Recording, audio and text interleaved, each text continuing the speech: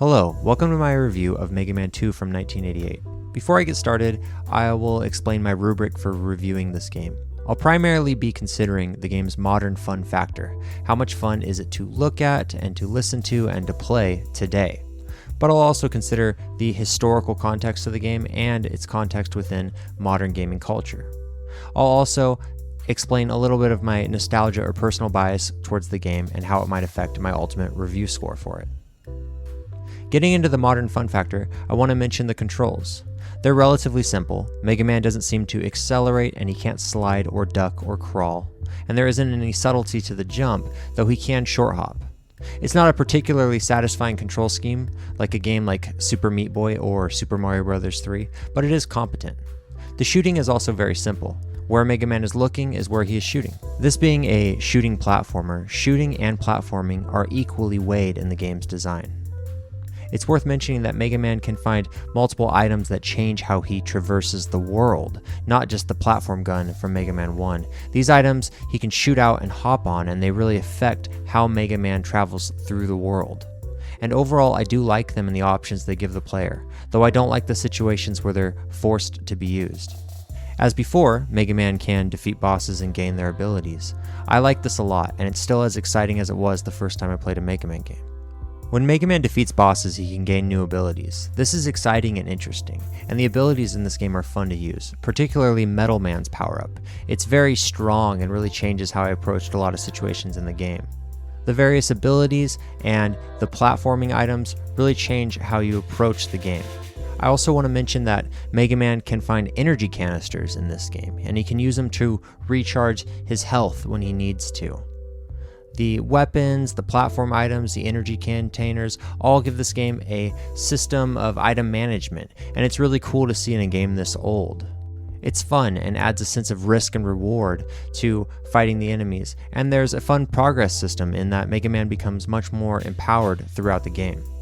When Mega Man takes damage in this game, he bounces back and has a few frames where he shows pain. This combined with his small stature and somewhat weak starting weapon give Mega Man 2 a real underdog feeling as a player. There's a real weight to his journey, and he's being pushed around on his way up to the top. When you start the game, there are 8 levels to pick from, and the player has the option to see the boss at the end of the level before they pick the level in these little profile pictures. This is as exciting and novel as it was in 1988. Again, you see the foe you're about to face, and this gives a real sense of purpose to the journey through the level. The levels themselves in Mega Man 2 are well designed. The game does a good job of constantly throwing new ideas and new imagery at you. There are treadmill platforms that push Mega Man around. In the underwater level, it changes the way he jumps. And there are levels that have different approaches to verticality and to traps. The enemy placement in Mega Man 2 is also really dynamic. You will have to face a bunch of low-level robots in Mega Man 2, and from a gameplay standpoint, a lot of them are very interesting to fight. Some will chase you, some will enter the level based on when Mega Man comes in, and then others will spawn continuously. There's also a dynamic nature to the size and vulnerability of the enemies. Some are small and die quickly, but others are large and take a lot of damage. Compared to contemporary games like Super Mario Bros., the low-level enemies in Mega Man 2 are very diverse and interesting. Overall, the stages and low-level enemies in Mega Man 2 are really well done from a gameplay perspective.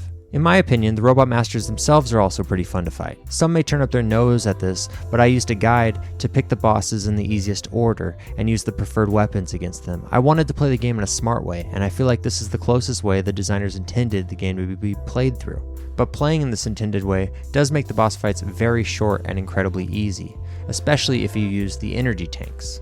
There's still challenge in the game, especially in the later portion of the game, but overall I'd say Mega Man 2 is just a little bit too easy. I don't think all games need to be particularly hard or challenging to be good, but this is a relatively short game with relatively limited mechanics. So I think an added challenge would have made the game more satisfying to play through. From a visual standpoint, Mega Man 2 is incredibly fun to look at.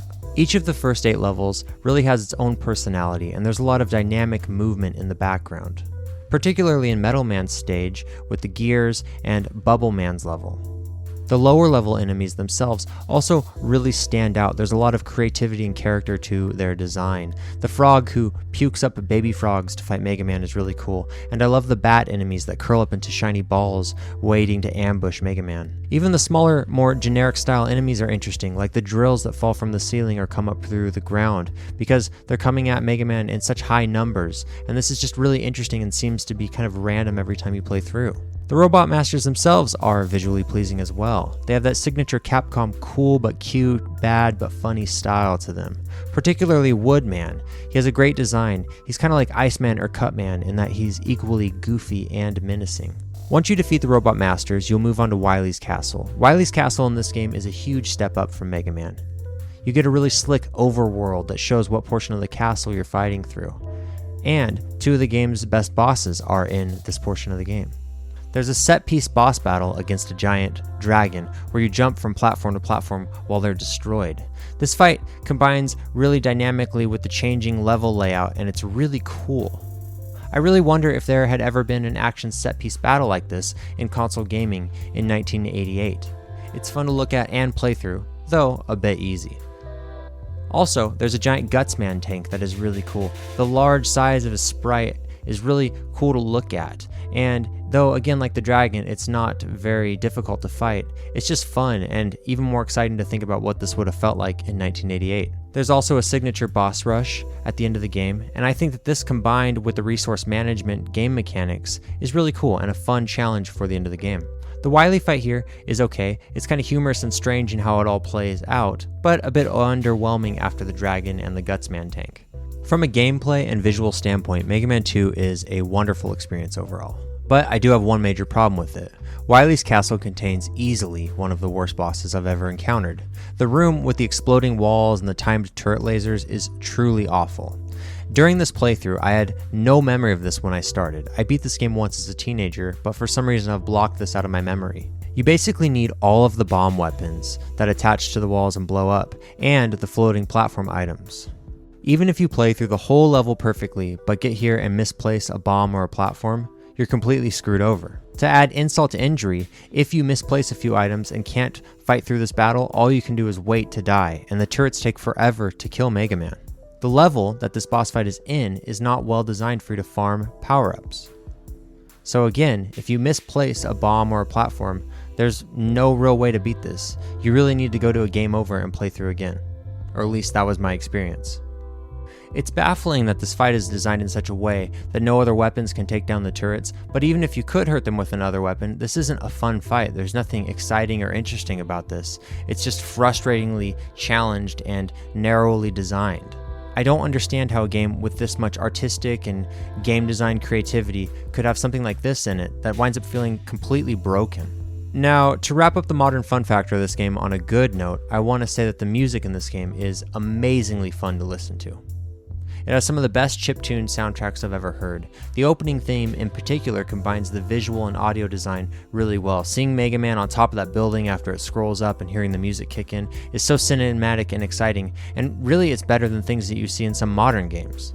The tones themselves are really well done and produced by the NES sound chip. They sound really nice and sharp, and some of the drum noises particularly are very lush and interesting with this 80s pop rock style to them. Overall, the modern fun factor in Mega Man is quite good. The levels for the most part are really well done, and the various boss fights and low-level robots are fun to fight. The resource management system is very interesting, though I do want to stress the turret room is a serious problem with this game, and I don't understand why it's not mentioned more when people critique this game. The context in which Mega Man 2 exists is really interesting, and I think does add value to it. Mega Man 1 was considered a commercial failure at the time, but the team responsible for it was very passionate and wanted to make a sequel. They had to persuade the Capcom higher-ups to greenlight the project, and they were able to do so, but on one condition. The team was only allowed to work on Mega Man 2 after they completed their work for other projects. And according to one source, they were working 20 hours a day to complete Mega Man 2. This story of dedication brings an extra layer of enjoyment to the creativity and artistic vision that the game shows us. Mega Man is a huge franchise that has had a major effect on the gaming industry, and its success and influence really begins here with Mega Man 2. The same way that Mario Bros. Is the warm-up round to Super Mario Bros., this game really allowed the franchise to become a phenomenon. Though it's worth mentioning that Mega Man 1 and 2 are far more similar than Mario Bros. And Super Mario Bros. Also, Keiji Inafune, who is a really interesting game designer, worked on this game, and it's interesting to see how this game represents his step into a larger role within Capcom. On the previous game, he was just an artist, but in Mega Man 2 he had a direct role in designing portions of the game. He would go on to be a Capcom major player, working on the Mega Man franchise along with Onimusha and Dead Rising. Mega Man 2 also occupies a unique place in gaming history due to its gameplay mechanics, particularly the item management. There are items that change how you traverse the environment, there are items that change how you attack enemies, and the energy containers. Modern games today seem to primarily contain some form of item management, and so it's interesting to see a game that's not an RPG incorporate these elements so heavily. It's just a shame that all of these mechanics crumble during the turret room portion of the game.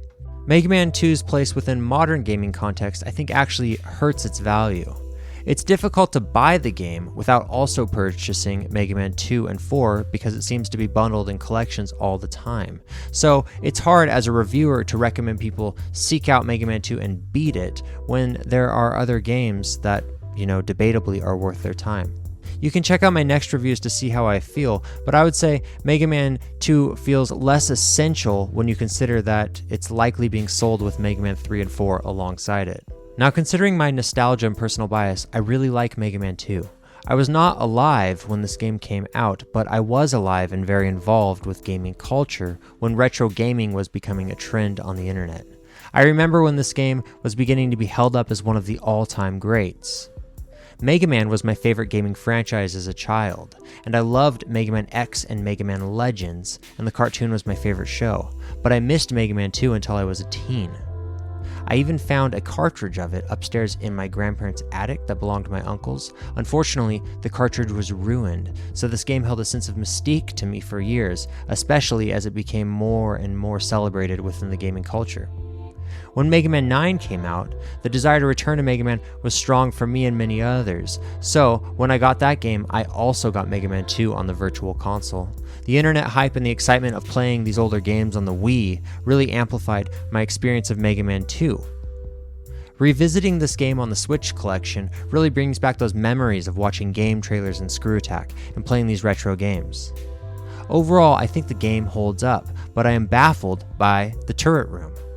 How did I forget this? I don't know. Am I growing more sensitive in my old age? Is this really that bad, or am I just worse at games? Either way, the turret room really soured my nostalgic buzz for the game.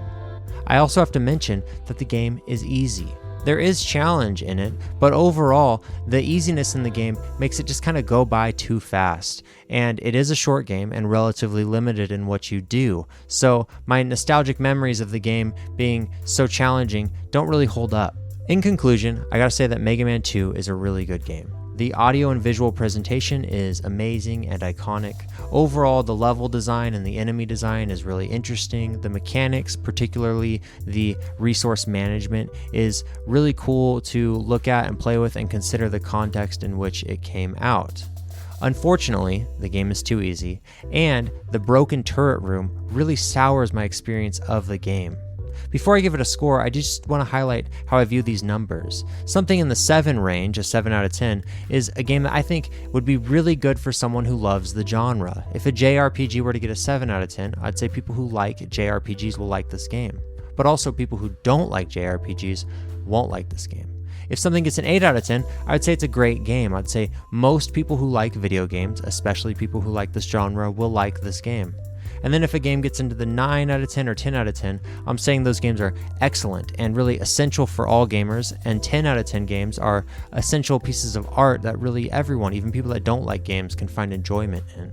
So, all of that being considered, I gotta say that Mega Man 2 is an 8.5 out of 10.